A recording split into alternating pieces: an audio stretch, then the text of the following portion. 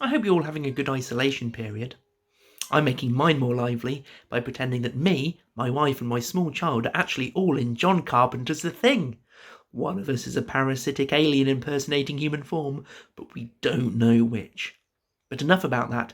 This is a public service announcement. You see, near where I live, there's a very busy footbridge. And it seems to me some people are finding it difficult to socially isolate appropriately on it. Okay, so this is the footbridge, and we've got two pedestrians. We've got Sylvanian and Sock Bundle. No, it's not that bad. Come back, Sylvanian.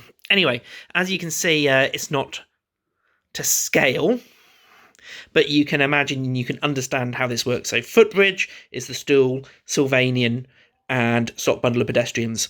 And what happens at this particular footbridge, because it's has a high footfall even now during the apocalypse, two people find each other, know each other, and they stand like this. Now, the footbridge is about 3.5 metres wide, so actually, at first, that's not bad. They are at least socially distancing from each other. But unfortunately, there's something about people that know each other and meet on bridges that means they don't get that some poor person, here we have Triceratops on wheels, has to go through and in between them whilst they're talking. And because these are people who are socially isolated, they like to talk for quite some time.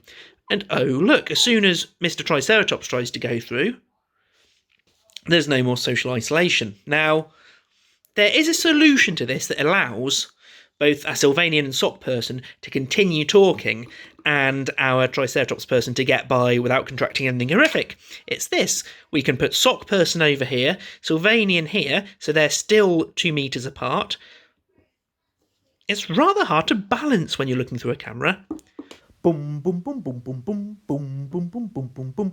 So we've got here Sock person and Sylvania, who will imagine standing up 2 metres apart from each other, but now they've left all this part of the footbridge, so Triceratops can get past without getting close to them. Now, the reason I'm bringing this up is, earlier today, me and my infant son were going for our daily allotted walk. It was very jolly, and once again, it was 2 particularly elderly people, actually, talking like this on a bridge, and then some young buck rode past on their bike without stopping.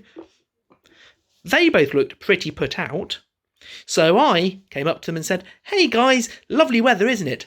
Would you consider both moving over here? That way, meaning everyone can socially isolate." And oh my, those people did not enjoy that idea. Oh no. If you can imagine the situation, they both turned to look at me, and one of the elderly old dears said, "What do you mean? There's no one trying to come past us." And then, as if by magic, because it was a busy footbridge, about 3 people tried to come past them, all breathing out potential corona at those elderly people on a bridge. Thank you for listening to my public service announcement. Tomorrow, I'm going to make my trip to Aldi more interesting by pretending to be queuing up for bread in a Soviet bloc country in 1983. Goodbye.